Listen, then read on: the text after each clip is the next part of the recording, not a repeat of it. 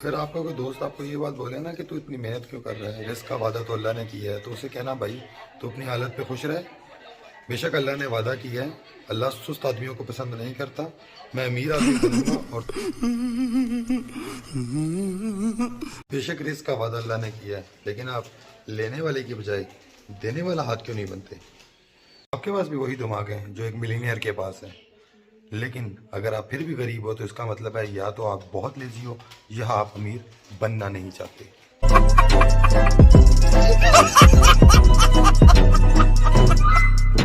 अब आपको matrix life का सिस्टम लेके जाई जा रहा है ना। The Matrix is everywhere. It is all around us. You can see it when you look out your window or when you turn on your television. You can feel it when you go to work, when you pay your taxes. It is the world that has been pulled over your eyes to blind you from the truth. What truth? That you are a slave. Matrix life का system लेके जाई जा रहा है ना, आप चली जा रहे हो, आप कह रहे हो बस जैसे लाइफ चल रही है चलने दो। आपने अपना सब कुछ अल्लाह पे छोड़ दिए। और मेरे प्यारे भाइयों, अल्लाह भी सुस्त और उन लोगों को पसंद नहीं करता जो लोग घर पे सिर्फ बैठे रहते हैं। खत्म, bye bye, tata, good bye, गया। जब मैं अपने किसी गरीब माइंडसेट दोस्त को कहता हूँ ना पैसा कमाओ, काम पे जाओ, तो वो आगे से लेम एक्सक्यूजेस देते हैं, दिस एंड दैट, कि यार पैसा सब कुछ नहीं होता, खुशियों से नहीं कुछ हो सकता, पैसे से खुशियां थोड़ी खरीदी जा सकती हैं। और मेरे प्यारे भाइयों, जब मेहनत करोगे पैसा आएगा तो दुनिया तुम्हें सल्यूट करेगी। तो लेम एक्सक्यूजेस पे मत जाओ। साले को बम से उड़ा दूंगा एक बार हाथ में आ जाए तो। अल्लाह ने कहा है रिस्क कमाओ, हलाल कमाओ, अमीर आदमी बनो, उसमें कोई गुनाह नहीं है, कोई गलत नहीं है। हलाल रिस्क कमाओ।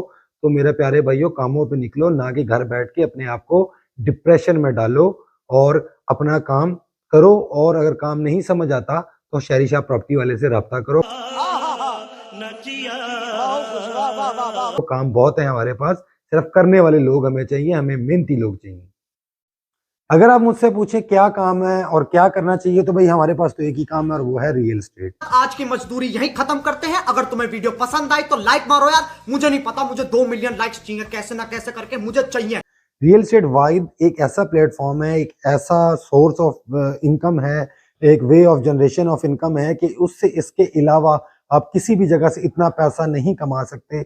उसमें आपके पास पैसा होना ज़रूरी नहीं है, या अगर आपके पास, अव्वल तो वो लोग जिनके पास पैसा है वो तो रियल एस्टेट से बहुत पैसा कमा सकते हैं, क्योंकि इसमें आपको थोड़ी सी इन्वेस्टमेंट करनी होती है और आपका आने वाले वक्त में आपको बहुत मुनाफा होता है। जैसे कि हमारे पिछले टाइम में अगर हम चले जाएं तो हमारे बुजुर्गों ने जब प्लॉट इंस्टॉलमेंटों पे लिए थे और वो ये बात कहते थे कि प्लॉट हमने ले लिया है, और आज उस प्लॉट की वर्थ जब हम देखते हैं तो हम कहते हैं कन्फर्म आरामदा पैसा है, देखो पता लगा लिया मैंने, अपने दिमाग का इस्तेमाल करके सब कुछ पता लगा लिया। इस तरह नहीं होता। बेसिकली अभी भी ये टाइम है, थोड़े टाइम पे थोड़ी इन्वेस्टमेंट पे आपको अच्छी चीजें जब मिलती हैं, आप उसमें इन्वेस्टमेंट करते हैं तो आपको अच्छा प्रॉफिट होता है। वरना कल को आप मेरे पास चल के जब आएंगे और जब 70 लाख रुपया 5 मरले का रेट होगा तो आप कह रहे होंगे भाई आप इंस्टॉलमेंट पे कुछ आपके पास है।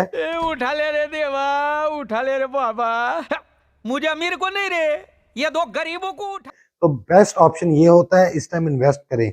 और दूसरी बात, रियल एस्टेट में हमें लोगों की जरूरत है। रियल एस्टेट वाइड वो प्लेटफॉर्म है, अगर आपके पास इन्वेस्टमेंट नहीं है, अगर आपके पास कुछ भी नहीं है लेकिन आप बात करना जानते हैं, आपके पास वे ऑफ टॉकिंग है, आपके पास स्किल्स हैं कि आप किसी को बात कर सकते हैं, किसी को कोई चीज समझा सकते हैं और आप खुद उस चीज को बेहतर समझ सकते हैं, तो शहरी शाह प्रॉपर्टी वाले से रब्ता करें। हमारे पास बहुत ऑप्शंस हैं, हमें लोगों की जरूरत भी है, स्टाफ की जरूरत भी है, और हमें बहुत सी ऐसी चीजों की जरूरत है, उन लोगों की जरूरत है जो घर पे डिग्रीज लेके वेले बैठे हैं और डिप्रेशन का शिकार चुके हैं।